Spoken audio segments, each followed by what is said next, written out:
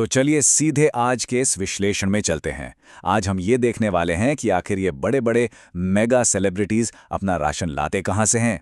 हम एक ऐसी हाई एनर्जी शॉपिंग ट्रिप का पर्दाफाश करेंगे जो भारी खर्च और उससे भी बड़े पछतावे से भरी है। आज उम्मीद बनाम हकीकत का एक बहुत ही मजेदार और चौंकाने वाला सच सामने आने वाला है।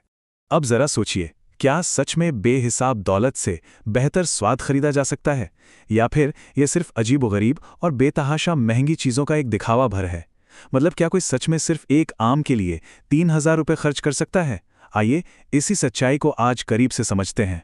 शुरुआत करते हैं हमारे पहले सेक्शन से, premium basics, overpaying for the ordinary. यहां हम देखेंगे कि कैसे रोजमर्रा की साधारण चीजों पर पानी की तरह पैसा बहाया जाता है। 3,000 रुपये। अब आप सोच रहे होंगे कि यह कीमत किसी सोने या चांदी की होगी, पर नहीं, यह कीमत सिर्फ एक आम की है। यकीनन किसी को भी सुनकर झटका लग सकता है। दावा यह किया जाता है कि यह बिल्कुल वही आम है जिसे देश के सबसे बड़े और अमीर सेलिब्रिटीज खाते हैं। आकार में भी यह किसी इंसान के हाथ जितना बड़ा हो सकता है।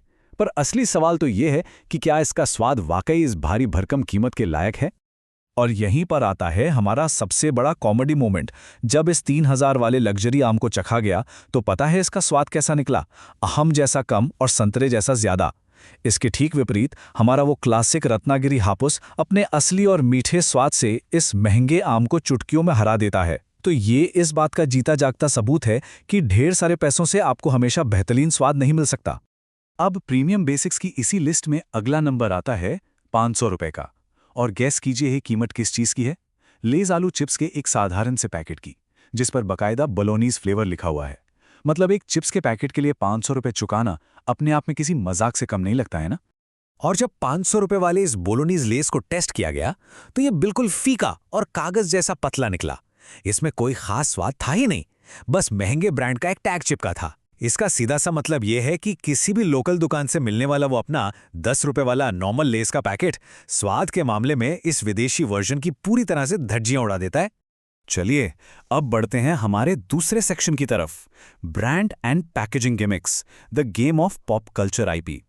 अब हम उन चीजों पर नजर डालेंगे जो सिर्फ अपने डिजाइन और नाम की वजह से बिक रही हैं। जरा इस लिस्ट को देखिए।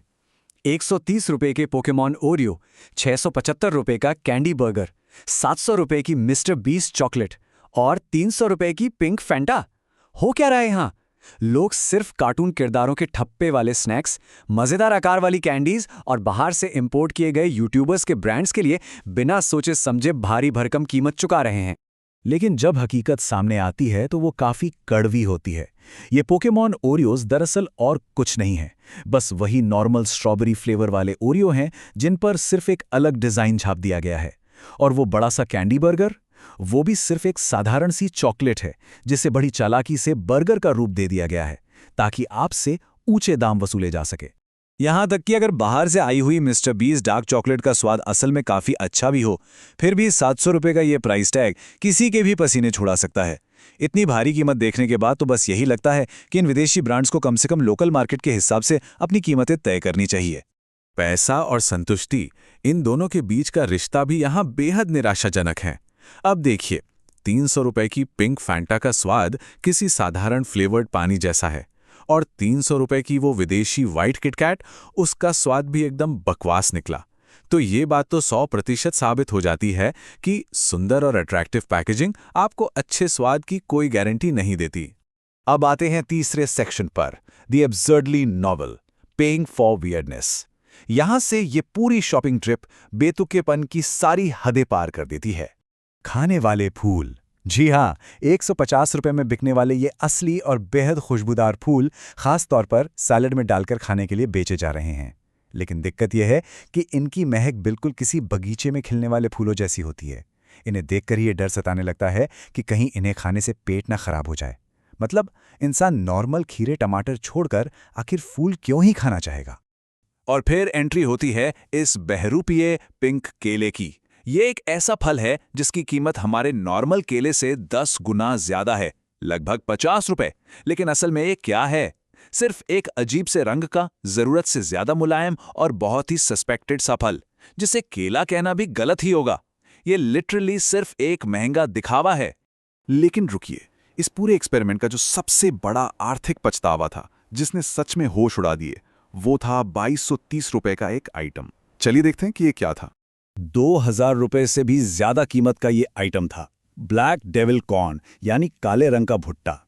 ये देखने में इतना डरावना था मानो स्ट्रेंजर थिंग्स वाले शो से कोई खूंखार मॉन्स्टर निकल कर आ गया हो। और सबसे बड़ी निराशा, जब इसे खाया गया तो इसका स्वाद बिल्कुल सादे कच्चे चने जैसा था। सोचिए, इतनी बड़ी कीमत और इतना साधारण सा स्वाद, ये किसी तगड़े झटके से कम नहीं था। तो अब हम पहुंच गए हैं अपने आखिरी सेक्शन पर, the resolution, the illusion of exclusivity. यहां हम इस पूरे ड्रामे का निष्कर्ष निकालेंगे। अगर हम इस पूरे उथल-पुथल भरे शॉपिंग एक्सपीरियंस का एक समरी टेबल देखें तो बात बिल्कुल साफ हो जाती है। दिखावटी और अजीबोगरीब खाने-पीने की चीज़ों पर हज़ारों रुपए लुटाने का जो रिजल्ट है, वो लगभग पूरी तरह से एक बहुत ही मजाकिया और बड़ी निराशा है। चाहे वो कच्चे चने जैसा लगने वाला 2000 का ब्लैक डेविल कॉर्न हो, 500 रुपए के फीके लेज हों, या डर पैदा करने वाले वो खाने वाले फूल हों, सच्चाई अब हम सबके सामने है।